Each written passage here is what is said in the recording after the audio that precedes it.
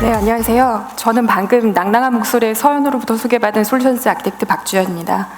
오늘 이 시간에는 지금 보시는 제목처럼 워크로드에 맞는 데이터베이스 찾기라는 주제로 말씀 나누고자 합니다. 저희가 데이터를 다루는 데이터베이스에는 이미 앞서 너무 동영상에서 설명을 잘했는데요. 관계형 데이터베이스뿐만 아니라 노스퀄 데이터베이스, 그리고 또 상용이 있고 오픈소스도 있겠죠. 그리고 또 다양한 용도의 데이터베이스들이 최근에 많이 출시되고 있습니다. 그래서 이러한 여러 종류의 데이터베이스가 있는데 AWS에서는 이 데이터베이스들을 어떻게 제공하고 있고, 그리고 그 많은 데이터베이스 중에 우리 워크로드에 보다 적절한 데이터베이스는 무엇인가를 찾는데 조금 도움을 드리고자 준비를 했습니다. 다만 이 시간에는 이 특정 데이터베이스에 좀 심도 있는 논의나 혹은 모델링 이런 부분은 다루지 않고 있기 때문에 전체적인 개략을 소개하고 있다고 봐주시면 될 것 같습니다. 네. 소개에 앞서서 잠깐 데이터베이스의 역사부터 잠깐 살펴볼까 합니다. 저희가 이제 ERP나 CRM과 같은 정통적인 상거래와 같은 그런 어플리케이션에서는 지금 보시는 것처럼 70년대 후반부터 80년대에 출시된 상용 관계형 데이터베이스가 사용되기 시작했습니다. 그리고 그 이후에 저희 이제 보시게 되면 MySQL하고 PostgreSQL이라고 하는 오픈소스 관계형 데이터베이스가 출시가 됐죠. 이렇게 관계형 데이터베이스의 시대가 계속해서 독주가 될 거라고 생각을 했는데, 지금 보시는 것처럼 2000년대 후반이 되면 다양한 목적을 가진 데이터베이스가 대거 등장하게 됩니다.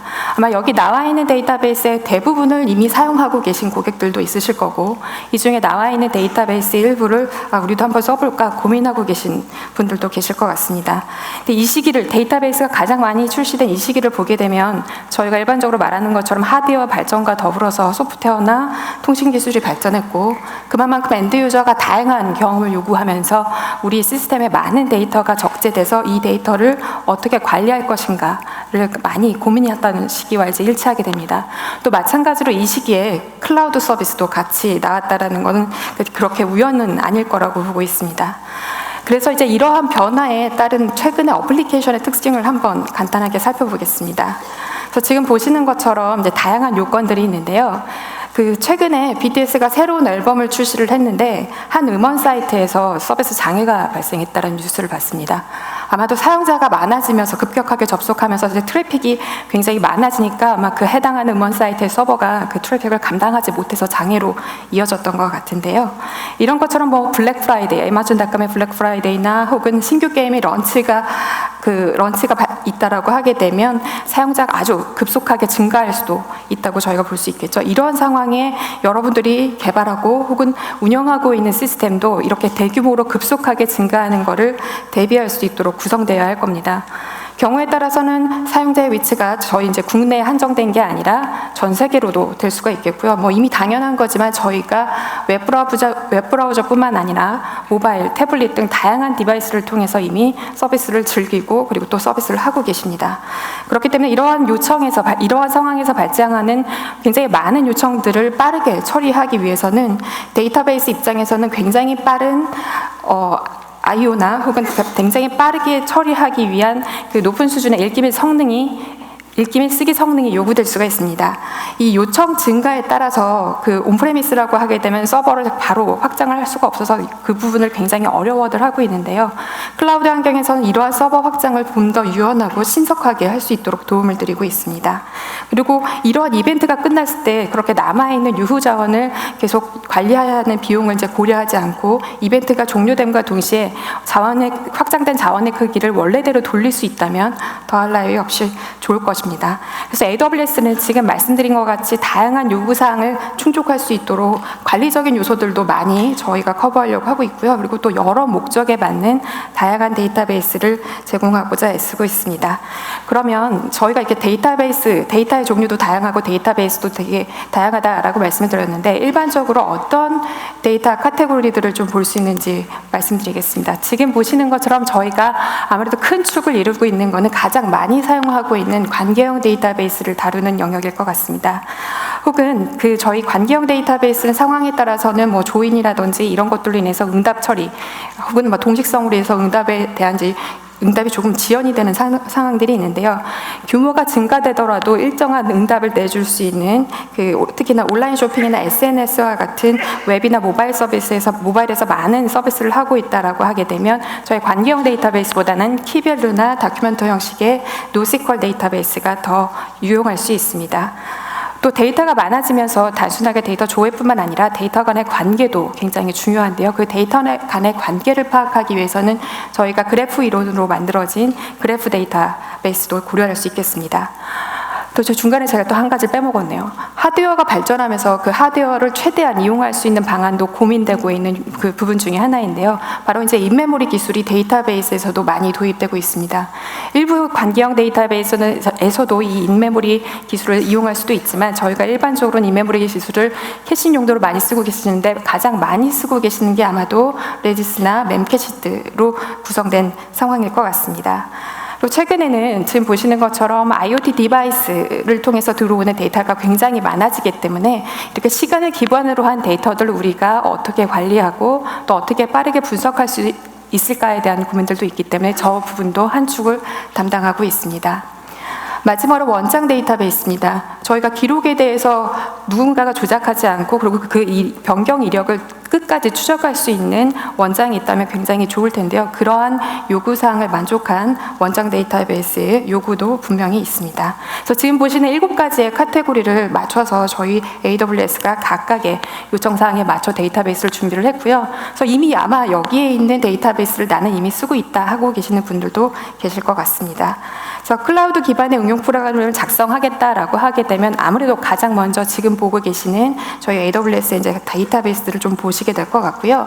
지금 현재는 하나의 데이터베이스를 한 시스템만 적용하는 것이 아니라 한 시스템 내에서도 여러 데이터베이스를 결합해서 이용하는 사례들도 많이 늘어나고 있습니다. 그래서 이러한 다양한 목적에 부합하는 데이터베이스를 AWS에서 제공하고 있기 때문에 이러한 이 데이터베이스를 어떻게 이용할지에 대해서 조금 더 자세하게 설명을 드리도록 하겠습니다. 네, 이제 AWS 데이터베이스 앞서 보셨던 7가지 카테고리에 대한 데이터베이스를 소개시켜 드릴 건데요. 그 데이터베이스에 대해서 좀 각각에 대해서 말씀드리기 전에 저희가 데이터베이스를 어떻게 운영하는지에 대해서 간략하게 좀 말씀 나누고자 합니다. 그래서 저희가 보게 되면 아마 이 중에 거의 대부분을 쓰고 있거나 혹은 이제 도입을 검토하고 계실 건데 지금 보시는 것처럼 자사 갖추고 있는 데이터 센터 내에서 물리 서버 위에 데이터 엔진을 설치해서 이용을 하거나 혹은 AWS가 제공하고 있는 EC2에 원하시는 데이터베이스 엔진을 설치를 해서 이용하는 경우도 있을 겁니다. 아니면 저희가 완전 관리형이라고 불리는 오늘 제가 말씀드린 모든 데이터베이스가 저 완전 관리형에 포함이 되는데요. 완전 관리형이라고 하는 데이터베이스를 선택할 수 있는 것도 하나의 옵션입니다. 그럼 각각의 차이가 뭔지 잠깐 살펴보죠. 보시게 되면 사용자, 결국 이제 인프라 담당자나 데이터베이스 관리자가 좀 신경 써야 될 영역이라고 보시면 이해가 쉬우실 것 같습니다. 사용자가 신경 써야 될 영역의 차이가 지금 보이실 겁니다. 아무래도 내 데이터 센터에서 관리를 한다라고 하게 되면 인프라 담당자나 데이터베이스 관리자가 물리 서버에 대한 위치뿐만 아니라 센터가 먼저 사전 조건이 맞춰져야 될 거고요. 그리고 내가 드려야 될 물리 서버에 대한 사양도 선택을 하셔야 될 겁니다.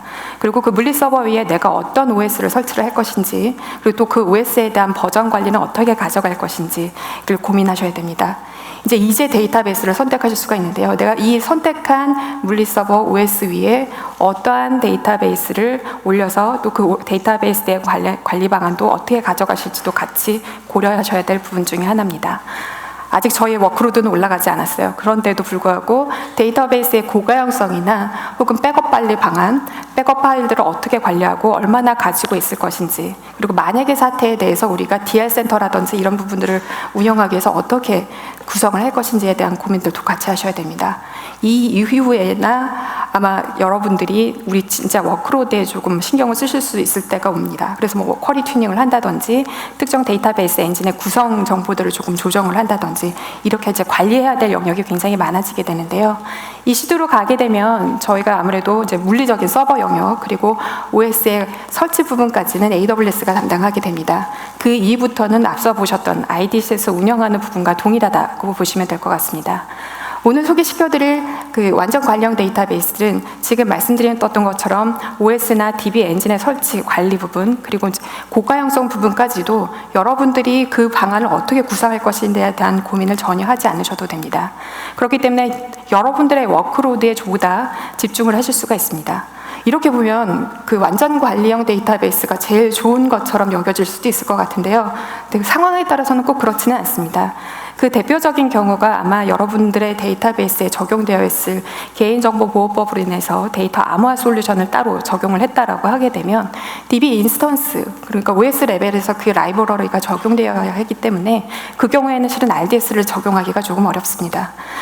그 암호화 솔루션 외에도 우리 회사 내에서 필요한 특별한 라이브러리를 개발해서 내가 DB 서버에 적용을 하겠다라고 하게 되면 그 경우에도 RDS의 사용은 어렵습니다.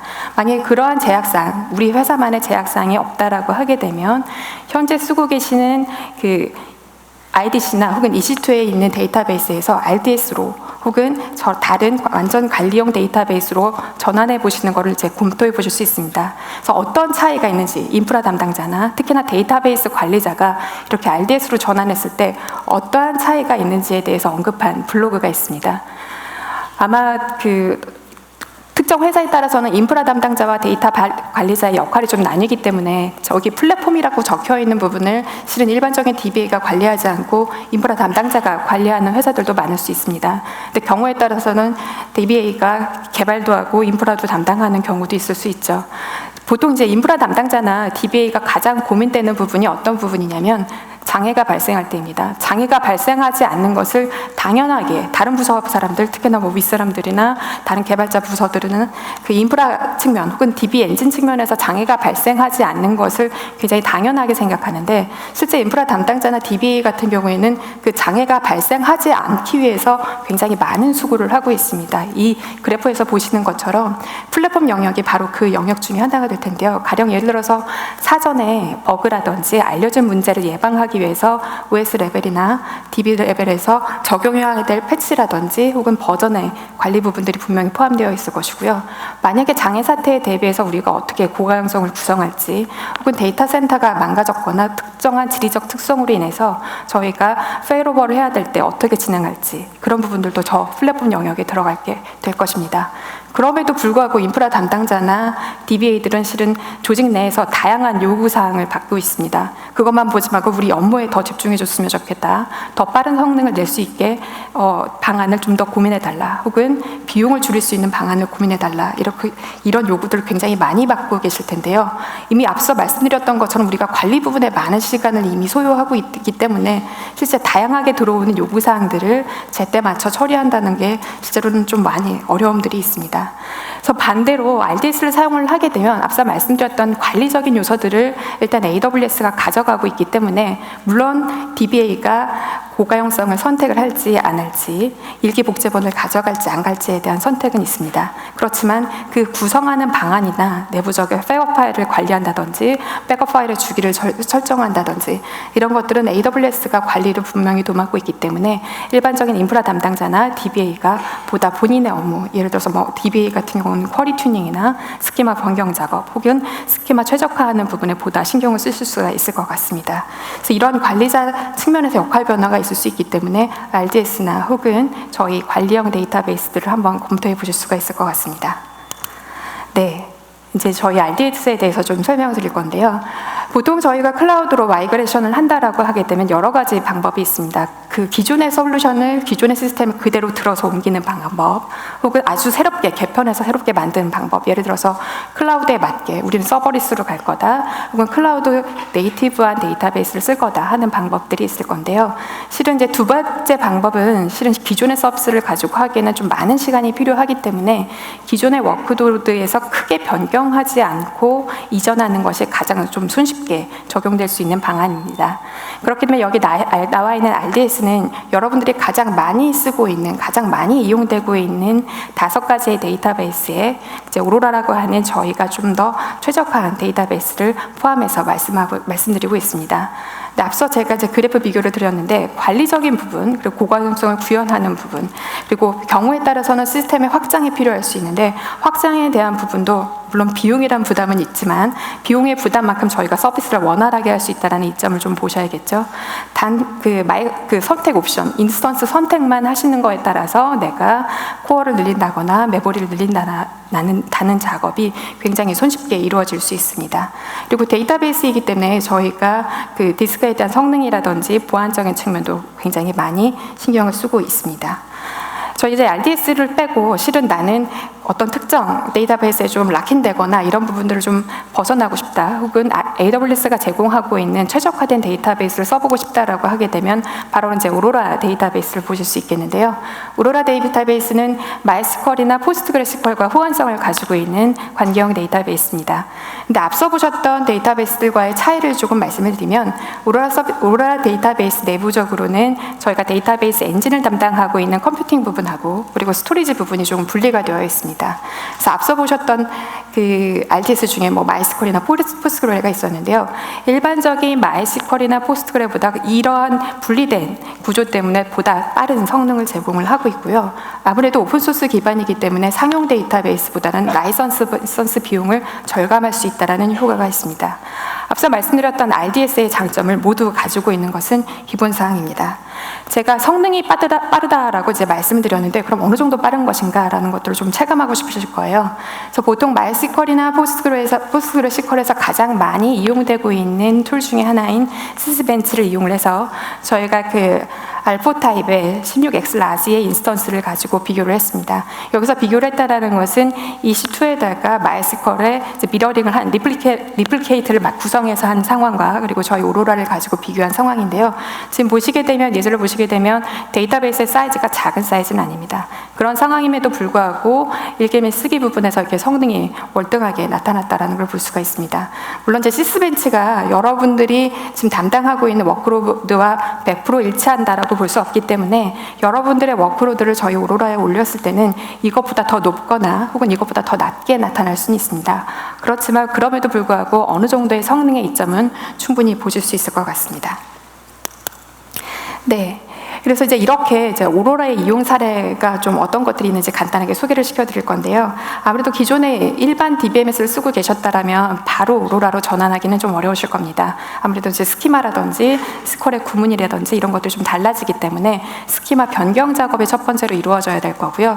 그 이후에는 데이터를 옮기는 작업이 필요하게 될 겁니다.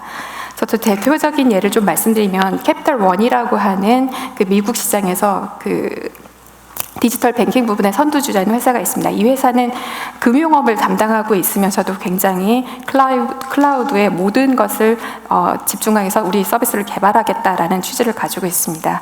그래서 저희 오로라가 2016년도 11월에 이제 프리뷰 버전으로 나왔는데 그 프리뷰 버전을 가지고 테스트를 했을 때 그 오로라가 제공하고 있는 고가용성이나 성능에 충분히 만족을 해서 코어 뱅킹에 적용한 사례입니다. 그리고 여러분이 잘 알고 계시는 이 버라이즌도 미국에서 굉장히 유명한 통신사 중에 하나인데요. 이 버라이즌에서도 그 더 나은 서비스를 위해서 굉장히 고민을 많이 하고 있으면서 또 한 가지 고민하고 있었던 것이 비용 절감이라고 합니다. 근데 이 오로라를 도입하면서 기존의 상용 데이터베이스를 이용했을 때보다 효과적으로 비용도 절감할 수 있었고 상용 데이터베이스가 제공했던 안정성이나 성능도 그대로 느낄 수 있었다라고 말씀해 주셨습니다. 또 다른 예는 이제 아마존닷컴일 텐데요. 아마존닷컴은 저희 AWS의 가장 큰 고객 중에 하나입니다. 아마존닷컴이 저희 이제 오라클 데이터베이스에서 뭐 오로라라든지 혹은 저희 레드시프트라고 불리는 DW로 많이 마이그레이션 했다라는 얘기는 아마 들어보셨을 것 같습니다. 그래서 내부에 있었던 굉장히 많은 수의 인스턴스를 이 오로라 데이터베이스로 이관을 했고요. 그리고 또 일부 데이터베이스 관리자들은 실은 오라클 데이터베이스에서 실행 계획 때문에 고생했던 점들을 오로라에서는 그 부분을 굉장히 겪지 않아도 된다고 해서 굉장히 만족도를 보였다고 합니다. 여러분들이 또 잘 알고 계시는 회사 넷플릭스입니다. 넷플릭스에서는 저희 오로라를 쓰고 계시는데요. 오로라가 가지고 있는 기능 중에 하나, 앞장에서는 좀 소개드리진 않았지만 저희가 오로라에서도 병렬 처리 기능이 있습니다. 이 병렬 처리 기능을 통해서 이전보다 예를 들어서 약 30분 정도 소요가 됐던 쿼리를 이 병렬 처리 기능으로 인해서 한 3분 정도로 파격적으로 성능을 향상을 볼 수 있었기 때문에 기존에 좀 큰 타입의 인스턴스를 쓰다가 더 작은 인스턴스로 줄여서 굉장히 만족 만족도를 보였던 사례입니다. 여기는 언급되지는 않았지만 한국에서는 삼성전자나 넥슨 같은 혹은 제주어에서 이 오로라 데이터베이스를 이용을 해서 자사의 시스템 혹은 대고객 시스템을 제공하고 있습니다. RDS가 굉장히 장점이 많다라고 말씀을 드렸어요. 근데 RDS를 쓰고 싶은데 우리는 당장 클라우드로 가기 어렵다라고 말하는 고객들이 굉장히 많았습니다. 그래서 작년 11월 리인벤트에서 지금 보시는 것처럼 VMware에서 RDS, 지금 AWS에서 쓰고 있는 RDS를 그대로 쓰실 수 있는 서비스를 개발을 했습니다. 그래서 여러분들이 지금 온프레미스 환경에서 쓰시고 있는 VMware의 vSphere 센터에서 RDS를 그대로 저희 AWS 이용하시는 것처럼 그대로 구현을 하실 수가 있고요. 콘솔도 비슷하게 동일한 콘솔로 이용하실 수가 있습니다. 그래서 그렇게 RDS의 장점을 가져가면서 우리는 지금 당장 퍼블릭 클라우드를 쓸 수 없기 때문에 우리 센터에서 운영해야 되지만 RDS의 장점을 그대로 가져가실 수 있는 이점이 있습니다. 그래서 이러한 요구사항이 많아지면서 이제 그 RDS on VMware가 이제 출시가 되었는데요. 아직은 프리뷰 버전이고 조만간 이제 정식 버전으로 출시가 될 것으로 예상하고 있습니다. 이 RDS on VMware를 이제 활용할 수 있는 예제는 굉장히 많을 텐데 이제 아무래도 하이브리드 방식으로 이용하는 방안이겠죠. 그래서 데이터 마스터는 저희 IDC에 두고 복제본 혹은 백업본, DR은 저희 AWS에 두어서 경우에 따라서는 AWS에서 서비스할 수 있도록 혹은 상황에 따라서는 이 IDC에 있는 워크로드를 조금 분산하기 위해서 AWS에 복제를 해서 쓰시는 방안들도 고민해 보실 수 있을 것 같습니다. 그래서 RDS on VMware를 가지고 저희가 하이브리드 방식으로 클라우드를 활용하실 수 있는 예제가 될 것 같습니다. 네, 이제 다이나모DB인데요. 다이나모DB는 그 저희 AWS의 대표적인 NoSQL 데이터베이스입니다. 가장 큰 장점은 어떤 규모의 요청이 오더라도 늘 일관된 성능을 제공하고 있다라는 겁니다. 그게 아무래도 이제 NoSQL의 장점이겠죠. 근데 이제 여기에 덧붙여서 저희가 서버레스, 내가 서버에 대해서 전혀 신경을 쓰지 않아도 되는 겁니다. 원래 다이나모가 애초 출시됐을 때는 읽기를 어느 정도 내가 처리하겠다, 쓰기를 어느 정도 처리를 하겠다라는 부분을 좀 지정해 주시는 요건들이 있었습니다. 근데 이제 작년 리이벤트에서 저희가 온디맨드 방식이라고 해서 다이나모DB에 들어온 요청을 그대로 요청이 많아지면 자동으로 확장을 하고 요청이 좀 더 줄어들면 자동으로 줄어들 수 있는 그 용량 방식을 또 추가로 들어왔습니다. 또한 다이나모DB에서 저희가 트랜잭션 처리가 가능하도록 그 기능을 추가했기 때문에 예를 들어서 그런 트랜잭션 처리 때문에 여러분들이 어플리케이션에서 트랜잭션 관리를 했다라고 하게 되면 이제는 다이나모DB에게 그 부분을 맡겨도 되는 부분도 있습니다. 데이터베이스이기 때문에 보안적인 측면은 충분히 충족을 하고 있고요. 그리고 그 다이나모DB 특징 중에 하나인 글로벌 테이블을 이용을 해서 저희가 전 세계 리전을 이용해서 글로벌 서비스도 이용을 하실 수가 있습니다. 대표적인 예가 이제 아마존.com인데요. 아마존.com을 이제 이미 저희가 전 세계에서 굉장히 많이 이용을 하고 있죠. 그래서 원래 이제 오라클 데이터베이스가 이 부분을 굉장히 많이 처리하고 있었습니다. 저희가 장바구니에 물건을 담는다든지 오더를 처리한다든지 이런 부분들 다 오라클 데이터베이스가 담당을 하다가 이런 부분들이 대부분 다 다이나모DB로 이관이 됐습니다. 여기서부터 얻어진 것들은 저희가 사용자 경험이 굉장히 좋아졌다는 겁니다. 이렇게 오더 처리를 하는 데서 물건을 구매하는 과정에 있어서 굉장히 응답이 빨라질 수 있었고, 그리고 응답이 그 상황에 따라서 아까 저희가 이제 블랙 프라이데이를 말씀드렸는데 상황에 따라서는 그 규모가 증가되는 것, 요청 규모가 증가되는 것들을 무리 없이 받아들일 수 있었습니다. 그렇기 때문에 굉장히 많은 이점이 있었던 사례 중에 하나이고요. 또 한 사례는 이제 리프트입니다. 아시는 것처럼 이제 우버와 동일한 차량 공유 시스템인데요. 이제 여기에서는 그 차량들이 내가 이용하고 있는 차량들이 어디 지점에 있는지 이 GPS 정보를 이용해서 이제 보여주는 역할을 하고 있습니다. 이 GPS 차량이 이동하고 있는 각각의 GPS 정보를 다이나모DB에 이제 저장을 해서 앱이나 웹상에서 빠르게 확인할 수 있도록 제공하고 있습니다. 네. 원래 이제 노시퀄의 대표 주자가 원래 이제 다이나모DB 하나가 있었는데 이번에 저희 이제 리인벤트에서 그 다큐멘트DB라고 하는 여러분들이 많이 쓰시고 있는 몽고DB와 호환성을 가지고 있는 다큐멘트DB를 출시를 했습니다. 온프레미스에서 몽고DB를 이용을 하거나 혹은 이제 저희 EC2상에서 몽고DB를 이용을 하게 되면 상황에 따라서는 데이터가 굉장히 급증하고 그거에 따라서 좀 빠른 성능을 요구해야 되는데 확장을 한다거나 확장에 따라서 고가용성을 구성하는데 굉장히 어려움이 있다고 합니다.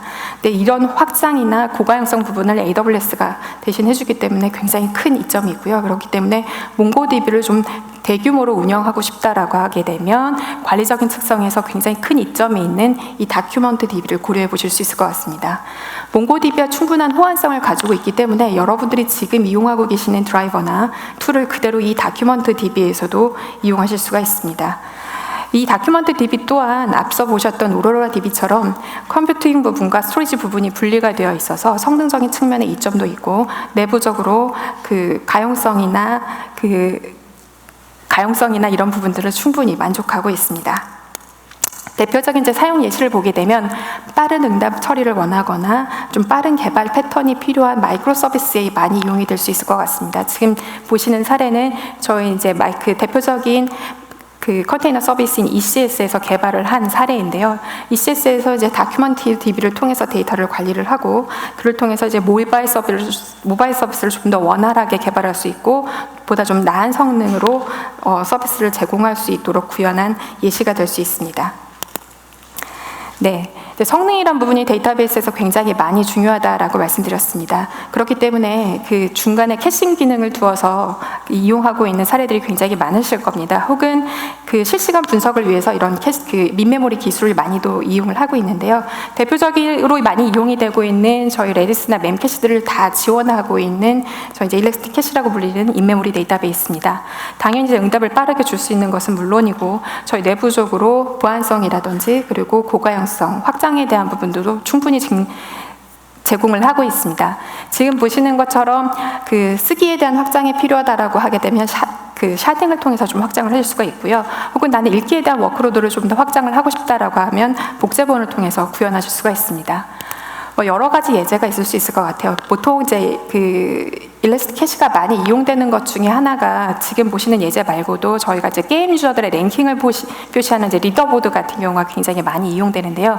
그거 말고도 지금 보시는 것처럼 지역 정보를 기반으로 내가 모바일 앱을 통해서 추천 정보를 좀 전달해주는 서비스를 개발하고 싶다라고 하게 되면 바로 이 일렉스틱 캐시가 또 하나의 대안이 되실 수 있습니다. 여기에 유사한 사례는 아니지만 여러분들이 많이 쓰시고 있는 에어비앤비 같은 경우도 이 일렉스틱 캐시를 굉장히 잘 쓰고 있는 사례 중에 하나입니다. 이런 여기 예시로 보여드린 GPS 정보가 아니라 사용자가 크게 두 가지로 나뉘게 되죠. 내 집을 제공하는 호스트와 그리고 그걸 이용하는 유저가 있는데요. 이런 가장 많이 빈번하게 사용이 되고 있는 호스트나 사용자의 정보를 일렉스틱 캐시에 담아서 저희가 모바일이나 이쪽에서 굉장히 빠른 성능을 제공할 수 있도록 사용하고 있는 예시가 에어비앤비가 될 수 있습니다. 저희가 성능도 봤지만 실은 데이터 양이 증가하면서 데이터 간의 관계를 파악하는 것도 굉장히 중요한 사항이 됐습니다. 데이터 관계라고 하게 되면 우리 관계형 DB를 쓰고 있으니 그걸 쓰면 되지 않을까라고 생각하실 수도 있는데 실은 관계형 데이터베이스에서 그 관계를 찾아가려면 결국 포인트를 따라서 조인을 해야 되겠죠. 근데 그 관계가 뎁스가 깊어지게 되면 조인되는 쿼리문의 길이가 굉장히 길어질 거고 쿼리문이 길어지면 잘 아시는 것처럼 성능에 대한 고민도 하셔야 될 겁니다. 이렇게 관계성이 높은 관계성을 가지고 있는 데이터를 가지고 무언가 파악을 하고 싶다라고 하게 되면 저희가 이렇게 관계 중심으로 볼 수 있는 그래프 이론을 바탕으로 한 그래프 데이터베이스가 가장 좋은 예시가 될 수 있을 것 같습니다. 물론 시중에도 여러 그래프 데이터베이스가 있기는 한데 앞서 말씀드렸던 것처럼 데이터 센터에서 이러한 그래프 데이터베이스를 운영하기 위해서는 고려해야 될 부분들이 굉장히 많게 되죠. 근데 저희 넵튠이라고 불리는 그래프 데이터베이스는 이런 관리적인 요소는 모두 다 AWS가 어느 부분 정도 다 도맡아서 하고 있고요. 그리고 가장 많이 쓰이고 있는 그래프 모델인 지금 보시고 계신 저희 RDF나 혹은 프로퍼티 그래프를 사용을 하고 있습니다. 그리고 그 각각의 모델에서 쓰이고 있는 그램린이나 스파크를 통해서 복잡도가 높은 쿼리들을 굉장히 빠르게 응답을 얻을 수 있는 결과로 보실 수 있습니다. 대표적인 예시를 보게 되면 이러한 예시들이 될 것 같습니다. 그래서 부정탐지 같은 경우에는 보통 금융이라든지 혹은 온라인 쇼핑 이런 데서 좀 활용이 많이 될 수 있을 것 같은데요. 예를 들어서 부정 사용에 이미 사용됐던 이메일 주소를 가지고 이 이메일 주소나 신용카드를 동일하게 쓰고 있는 사용자를 좀 찾고 싶다라고 하게 되면 그 관계를 찾아가는데 물론 관계형 데이터베이스도 한 테이블에 모든 걸 다 담고 있다라고 하게 되면 찾을 수 있는 방법도 있겠지만 그렇지 않다라고 하게 되면 여러 엔터티 내에서도 찾아야 되는 상황이 있을 수 있습니다. 그럴 때 이 그래프 데이터베이스가 굉장히 빠르게 부정 탐지를 부정 탐지를 감지하는 그 예시가 될 수 있고요. 혹은 저희가 하나의 사람에 대해서 다양한 IP로 들어온다거나 혹은 하나의 이메일 주소에서 다양한 로케이션에서 접속하는 이력이 발견됐다라고 하게 되면 그러한 데이터 역시도 이 그래프 데이터베이스를 이용해서 좀 빠르게 파악하실 수 있습니다. 또 한 가지 사례는 지금 보시는 이제 생명과학 분야입니다. 아무래도 이제 저희가 그 유전자 정보나 단백질 유기화합물에 대한 정보가 굉장히 관계도가 높고 그 관계도를 서로 이제 추적하는 부분이 굉장히 어렵다고 하는데요. 이 그래프 데이터베이스를 이용을 하면 어떤 유전자의 단백질 단백질 유전자가 어떤 질병과 연관이 있는지에 대한 파악이 굉장히 빠르게 이루어질 수 있습니다. 그래서 질병과 질병 간의 관계, 혹은 그 질병과 관계된 유전자 정보들을 파악하는 데 있어서도 그래프 데이터베이스가 활용도가 높을 수 있습니다.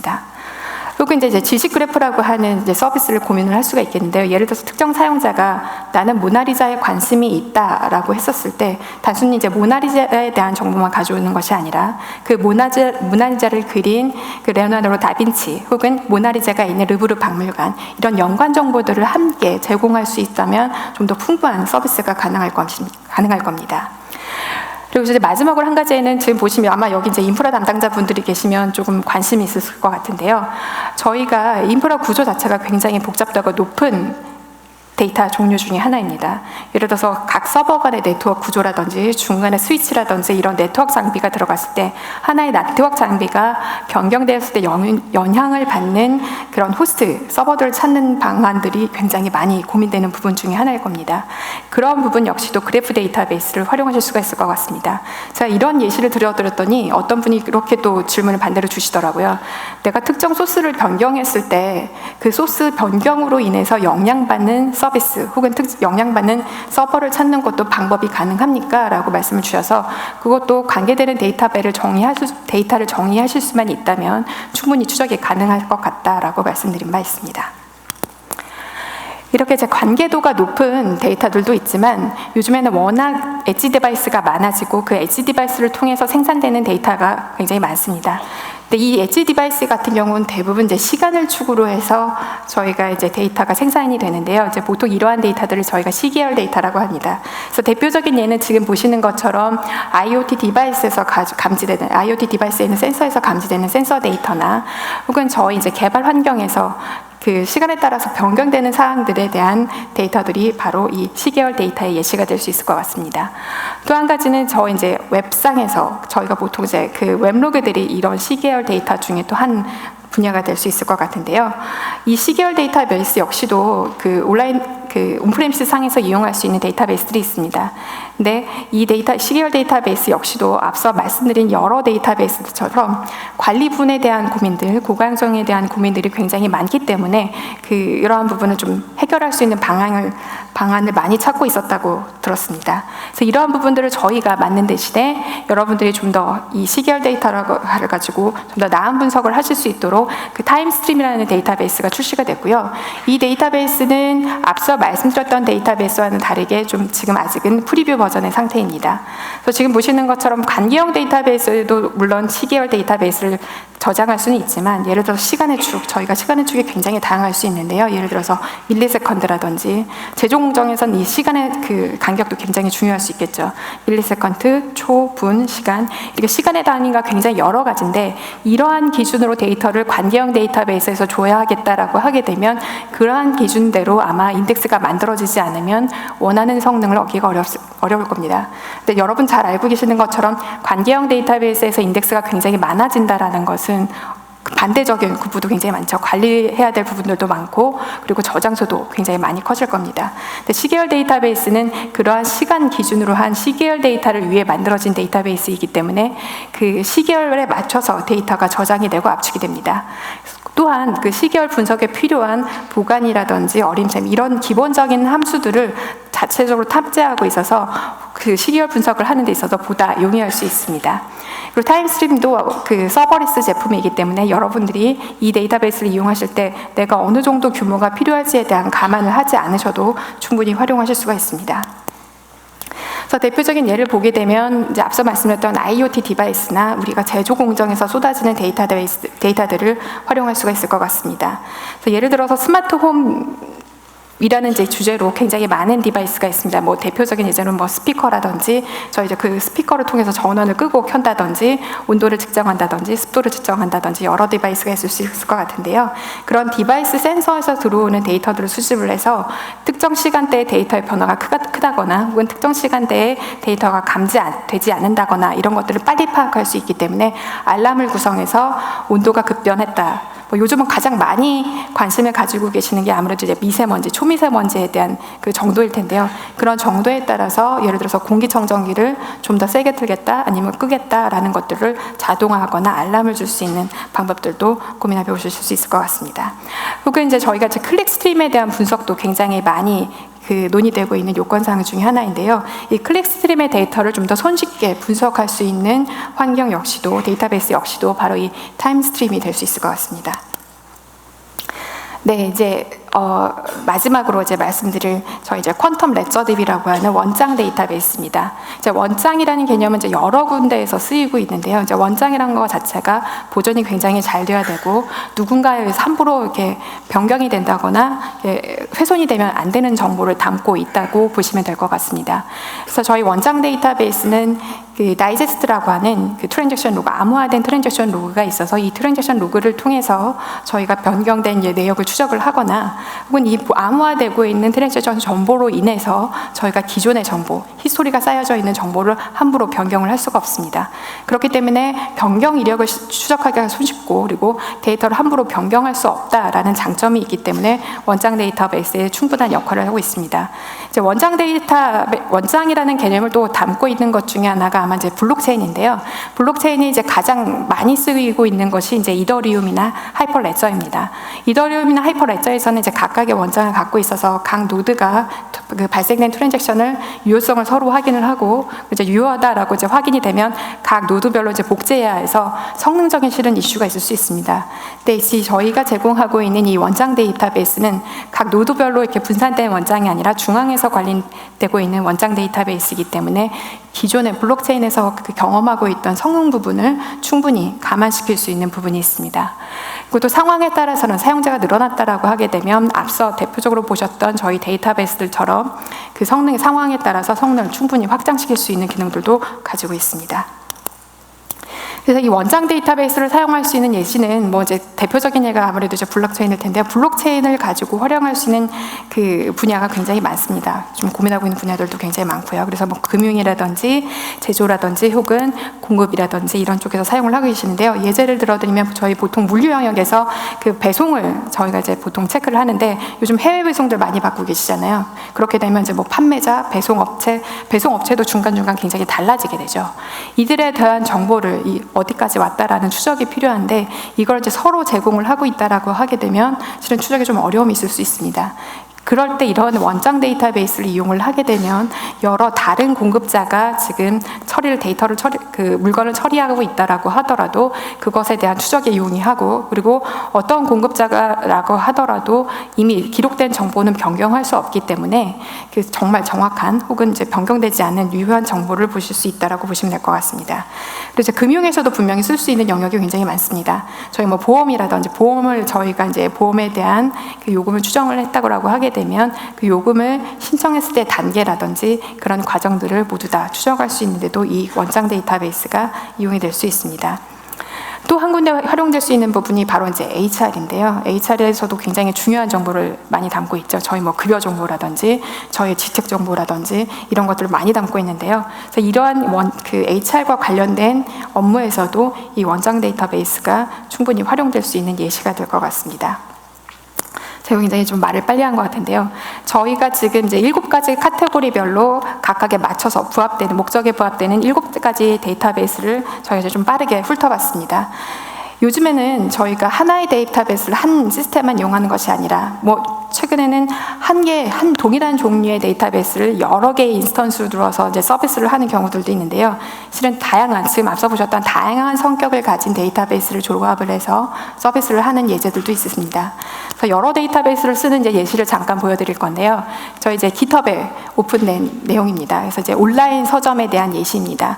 그래서 지금 보시는 것처럼 저희가 이제 서버리스로 구성된 온라인 서점인데요. 지금 보시면 이제 람다를 통해서 여러분들이 사용자가 요청하는 것들을 처리를 하고, 그걸 통해서 들어오는 데이터들이 지금 보시는 것처럼 다이나모DB, 일라스틱서치 혹은 저희 앞서 보셨던 일라스틱캐시 그리고 넵튠을 통해서 관리가 되고 있습니다. 그래서 간단하게 좀 설명을 드릴 건데요. 저희가 이제 지금 여기 GitHub에 보시는 그 사이트로 가시게 되면 저희가 클라우드 포메이션을 통해서 이 구조를 그대로 지금 만들어주는 과정을 실행하실 수가 있습니다. 그래서 클라우드 포메이션을 통해서 만들어진 이 웹 화면이 지금 보시는 화면입니다. 저희가 이제 사용자에 대한 관리는 앞서 잠깐만 앞으로 가보면 코그니토를 통해서 이제 인증을 받게 되고요. 이제 인증된 사용자가 책 정보를 보겠다, 혹은 나는 그 책을 특정 내 장바구니에 넣겠다, 혹은 내가 과거에 어떤 책들을 샀는지 보고 싶다라는 정보들을 저희 이제 다이나모DB에다가 저장을 합니다. 이 구조는 저희 아마존닷컴과 동일하다고 보셔도 될 것 같습니다.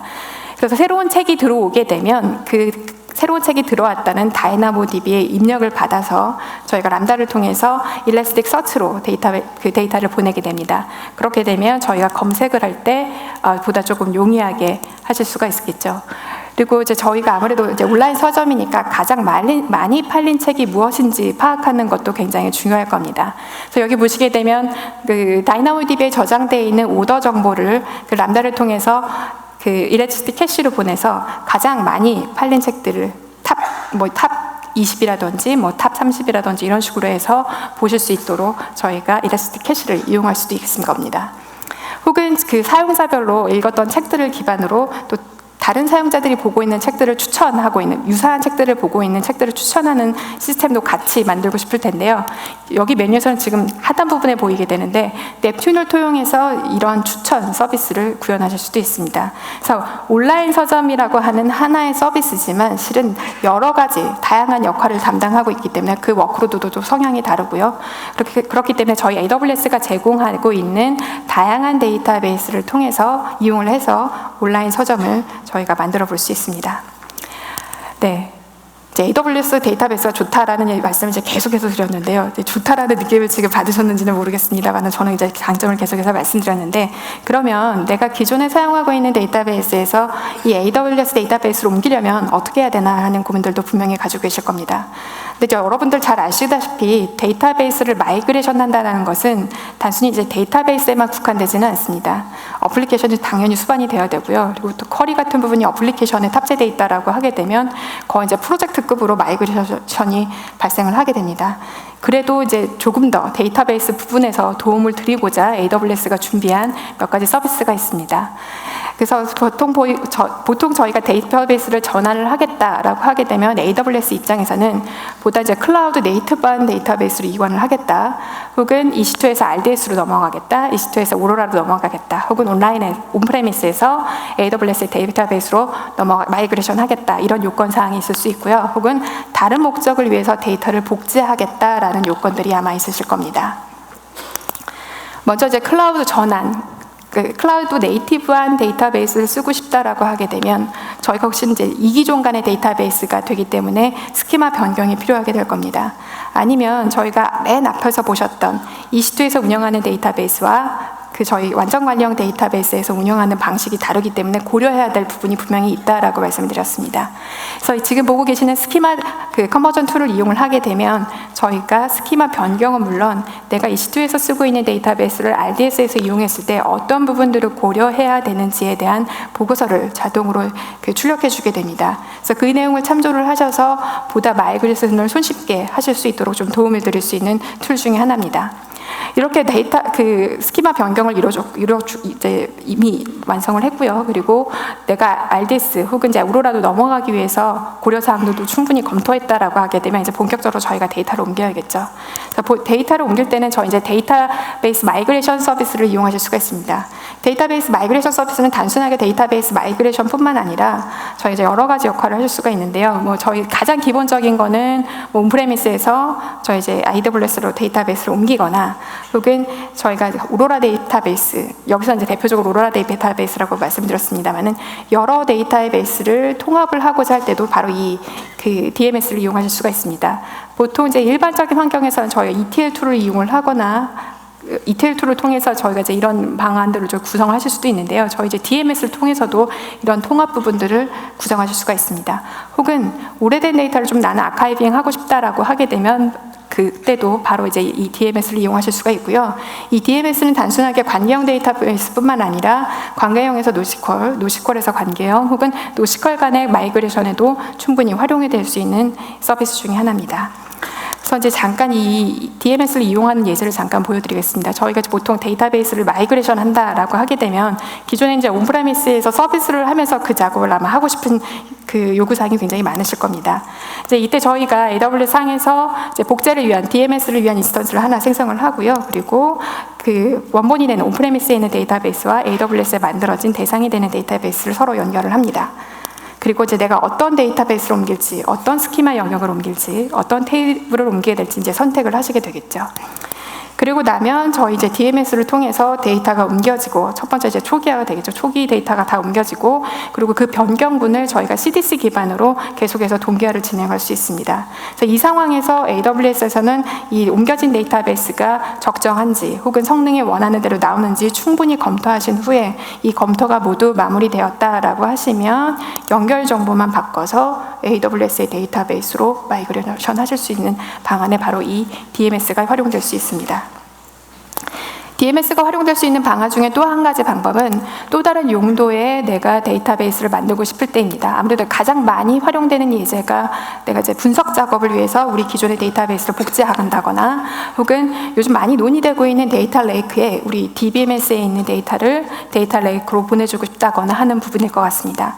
혹은 DR 구성을 위해서 보통 저희가 데이터 센터 간 리전, DL 구성을 하기도 합니다만은 경우에 따라서는 다른 리전에도 저희가 DL을 구성하는 사례들도 있습니다. 그 경우에도 바로 이 DMS를 이용을 해서 데이터 동기화를 이용하실 수가 있습니다. 그래서 이 DMS 같은 경우는 여러분들이 저희 이제 지금 앞서 소개시켜드렸던 오로라나, 혹은 저희 대표적인 DW 서비스인 레드시프트, 다이나모DB, 다큐먼트DB로 내가 마이그레이션 할 의사가 있다라고 하게 되면 6개월 동안은 무료로 사용하실 수 있는 옵션을 같이 드리고 있습니다. 네, 이제 여기까지 이제 데이터베이스에 대해서 설명을 드렸는데요. 저희가 실은 데이터가 관리되는 영역은 데이터베이스라고 이름 붙여진 영역에만 국한된 것은 아닙니다. 여러분들도 잘 알고 계실 것 같은데요. 그렇기 때문에 AWS에서도 데이터가 활용되고 있는 서비스 영역들을 고민하고 있고요. 데이터베이스 영역뿐만 아니라 그 데이터가 좀 더 확장된 분석 영역, 혹은 그 데이터를 좀 더 하나로 통합할 수 있는 데이터 레이크라는 영역을 저희가 이렇게 구분지어서 제공을 하고 있습니다. 그래서 데이터 레이크의 근간이 되는 것은 저희 스토리지 서비스인 S3에서 보다 이제 중복성을 좀 제거할 수 있도록 그 기능들을 제공을 드리려고 애쓰고 있고요. 그리고 분석에 있어서도 여러분들의 요구하는 사항들을 충족할 수 있도록 다양한 서비스를 제공하고 있습니다. 그리고 단순히 데이터를 분석하고 이런 것뿐만 아니라 저희가 이제 손쉽게 좀 볼 수도 있어야겠죠. 그렇기 때문에 저희가 여러분들이 여러 BI 솔루션도 쓰고 있습니다만은 저희가 퀵사이트라고 하는 BI 솔루션도 제공을 하고 있습니다. 단순히 분석에 그치지 않고 더 나은 데이터 분석 예측, 혹은 또 다른 그 데이터의 통찰을 얻기 위해서 저희가 최근에는 머신러닝도 굉장히 많이 이용되고 있습니다. 바로 이제 데이터 영역이 이용될 수 있는 중에 하나인 저 머신러닝도 저희 이제 S3라고 하는 데이터 레이크를 통해서 그 또 다른 이제 이용 방안을 고민해 보실 수 있을 것 같습니다.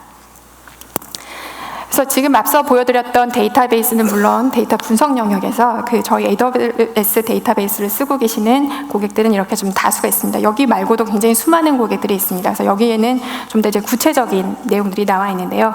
대부분 이제 오로라를 쓰면서 비용적인 향상을 보았다, 혹은 저희 레드시프트나 EMR을 쓰면서 비용 향상과 더불어서 성능에 대한 향상도 보았다라는 예시들을 좀 보실 수가 있습니다. 그래서 이러한 예시들을 좀 참고를 하셔서 지금 우리가 다루고 있는 워크로드에 적용할 부분 없는지도 한번 살펴보시면 좋을 것 같습니다.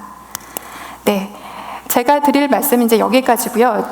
제가 말씀드린 데이터베이스와 이제 관련된 정보들 혹은 데이터베이스를 넘어서 데이터 분석과 관련된 트랙들이 지금 여러 가지가 있었습니다. 이제 다음 시간에 5시 20분에 이제 삼성 사례가 이제 소개가 될 건데요. 아마 저기서 다이나모DB와 오로라에 대한 사례를 아마 소개시켜 드릴 것 같습니다. 그래서 향후에라도 데이터베이스 혹은 데이터 분석과 관련된 내용을 좀 더 보고 싶다라고 하시면 지금 나와 있는 내용들 같이 참조하시면 좋을 것 같고요. 그리고 저희 데이터베이스 블로그가 있습니다. 여기 가보시면 제가 지금 오늘 말씀드렸던 이런 개략적인 내용뿐만 아니라 우리가 오로라를 썼을 때 어떻게 파라미터 정보를 가져가야 최적일지 이런 상세적인 내용들도 담고 있기 때문에 한번 참고해 보시면 좋을 것 같습니다. 오늘 굉장히 많은 내용을 좀 간략하게 전달을 해드렸는데요. 오늘 제가 전달드린 내용이 좀 도움이 되었으면 좋겠습니다. 전 여기서 마치겠습니다. 감사합니다.